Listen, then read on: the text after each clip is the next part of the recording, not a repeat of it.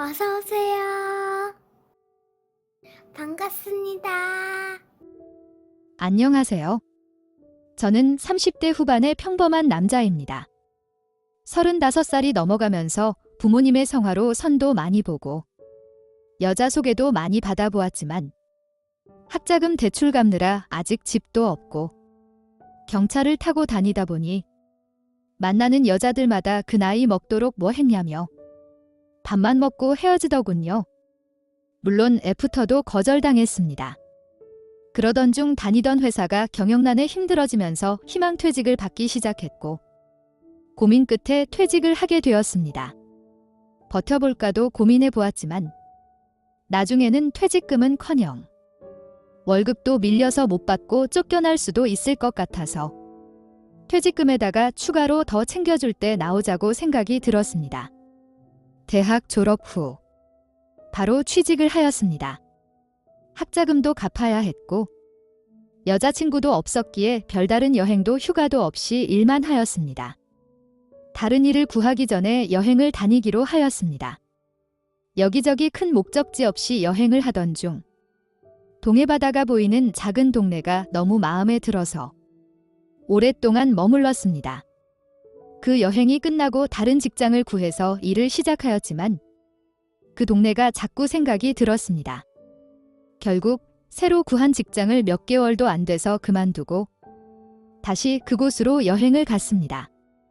그리고 거기서 할 수 있는 일을 알아보았습니다. 서울에서 인테리어 회사만 다녔던 저로서는 할 수 있는 일이 별로 없었습니다.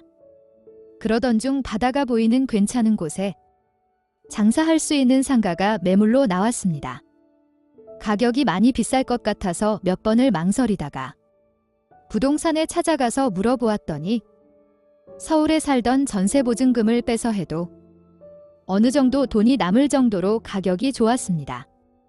그래서 큰 고민 없이 바로 계약을 해버렸습니다. 서울에 있던 짐들도 빼서 이사를 왔고 상가 관련해서 들어갈 돈을 제외한 남은 돈을 가지고 수도권에 작은 아파트도 하나 사서 월세를 주었습니다. 인테리어 회사에 다녔던 경험을 가지고 제가 할 카페에 인테리어를 하기 시작했습니다. 혼자서 하다 보니 시간이 많이 걸리긴 했지만 제법 저렴한 금액에 나름 이쁜 카페를 만들 수 있었습니다. 그러면서 틈틈이 시내로 나서 바리스타 학원도 다녔습니다. 그렇게 오픈 저의 카페는 저렴한 가격과 뷰 맛집, SNS 성지가 되면서 손님들이 몰리기 시작했습니다. 도저히 혼자서는 운영이 할 수 없는 상황까지 오게 되었고 여러 명의 알바생을 두게 되었습니다. 그 알바생 중에 지금의 아내가 있습니다. 30대 초반에 알바에 지원한 아내였기에 나이가 많아서 걱정은 되었지만 시골이기에 사람을 구하기도 힘들고 나이에 비해 20대 중반 정도는 동안이었기에 아내를 뽑게 되었습니다. 몇 개월을 같이 일해보니 성격도 좋고 성실해서 관리 매니저로 정직원 채용을 하게 되었습니다. 그렇게 가까워지면서 1년간의 연애 끝에 결혼도 하게 되었습니다. 지금까지 만났던 여자들은 제 조건이 형편없다며 싫어했지만 제 아내는 있는 그대로의 저를 사랑해 주었습니다. 하지만 연애할 때도 너무나 잘 삐져서 힘들고 그것 때문에 싸우기도 여러 번이었습니다. 결혼을 하면 좀 달라질 줄 알았는데 역시나 그대로였습니다. 오히려 더 심해졌습니다. 특히나 예민하거나 심할 때는 매장이 바쁜 것을 알면서도 말도 안 되는 것을 요구하였고 역시나 그 요구를 들어주지 못하면 며칠을 삐져 있었습니다. 그래도 안 되면 처갓집으로 가서는 제가 가서 손이 발이 될 때까지 빌고 달래야만 집으로 돌아왔습니다.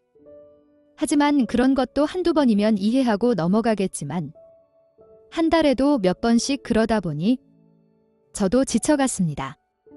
어느 순간부터는 처갓집에 데리려 가지도 않았습니다. 집에 오면 씻고 잠자기 바빴습니다. 그럴 때면 아내보다 10살이 어린 처제가 저희 집이나 매장으로 왔습니다.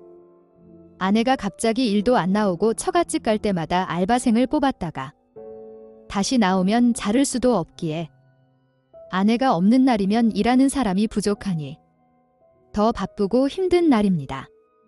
처제도 자주 저희 매장에 와서 커피를 마시다 보니 그런 부분들이 눈에 보였나 봅니다. 아내가 처갓집 가는 날이면 본인이 시간이 될 때마다 오게 된 것이었습니다. 아내가 얼마나 자주 처갓집으로 갔으면 이제 처제가 아내보다 일을 더 잘하는 것 같습니다. 바쁜 시간에 도와주고서는 한가해질 시간이 되면 저희 집으로 가서 밀린 설거지나 빨래 등 집안일도 처제가 해주었습니다. 그럴 때마다 매번 고맙다며 용돈을 챙겨주었지만 아내의 별난 성격 때문에 오히려 더 미안하다며 저한테 사과를 하였습니다. 사고가 터진 그날도 아내가 며칠째 처갓집에 가 있던 중이었습니다. 처제가 매일 같이 학교가 끝나자마자 매장으로 와서 일을 도와주었습니다. 그날도 퇴근 시간쯤 되니까 밥 해놓았으니 집으로 바로 오라고 문자가 와 있었습니다. 며칠간 도와준 처제에게 너무 미안해서 평소에 좋아하던 치킨도 사서 집으로 갔습니다. 처제는 치킨을 먹고 저는 처제가 차려준 집밥을 먹으며 술도 한잔하였습니다. 저와 자주 술 친구를 해주었던 처제는 그날도 저에게 언니 성격 맞춰줘서 고맙다면서 형부 같은 남자가 없다며 저를 위로해 주었습니다. 그렇게 한 잔, 두 잔 먹다 보니 양주까지 먹게 되었고 완전 만취를 해서 기억을 잃고 잠이 들었습니다. 아침에 일어나 보니 제 옆에서 처제가 자고 있었습니다. 몇 번 술 먹고 자고 간 적은 있었지만 같은 침대에서 잔 적은 없었습니다. 순간 어렴풋이 나는 기억으로는 처제와 대형 사고를 친 것 같았습니다. 널브러져 있는 속옷 등 주변을 확인해 보니 그 기억은 꿈이 아니라 현실이 맞았습니다. 하지만 너무 많이 먹는 술 때문에 머리는 너무 아팠고 그냥 다시 잠을 잤습니다. 자고 일어나니 처제는 없었고 간단한 식사만 준비되어 있었습니다. 그날 이후로 매장에는 도와주려 처제가 평소처럼 왔지만 어색한 기운이 흘렸고 저희 집에 도와주려 오지 않았습니다. 그날도 아내가 처갓집 가 있던 어느 밤이었습니다. 갑자기 연락도 없이 처제가 집으로 찾아왔습니다. 얼마나 울었는지 눈이 퉁퉁 부어 있었습니다. 무슨 일이 있었냐며 얼른 들어오라고 하였습니다. 처제가 한참을 고민한 끝에 저에게 임신 테스트기를 보여주면서 임신을 했다는 것이었습니다. 순간 지난번에 그 일이 생각나면서 가슴이 철렁했습니다. 내 아기냐고 물었더니 제 아이인지 남자친구의 아이인지 모르겠다는 것이었습니다. 그러면서 어떡하면 좋냐고 우는 것이었습니다. 혼자서 지우려고 했지만 너무 무섭기도 하고 아기한테도 미안하다면서 처제는 낳고 싶다는 것이었습니다. 저한테 좋은 방법이 없겠냐면서 도와달라고 하였습니다. 제 아이인지 아닌지도 모르는 상황인데 아내와 이혼을 하고 책임을 질 수도 없고 그냥 모른 척하기에는 그날의 사고와 잘못이 있기에 그럴 순 없었습니다. 하루가 다르게 배가 불려온다며 연락이 오는데 어떻게 해야 할까요? 오늘의 사연은 여기까지입니다. 구독과 좋아요, 알림 설정 부탁드립니다. 긴 글을 읽어주셔서 감사합니다. 구독과 좋아요 꾹꾹 눌러주세요. 꾹꾹. 알림 설정도 꾹꾹 눌러주세요.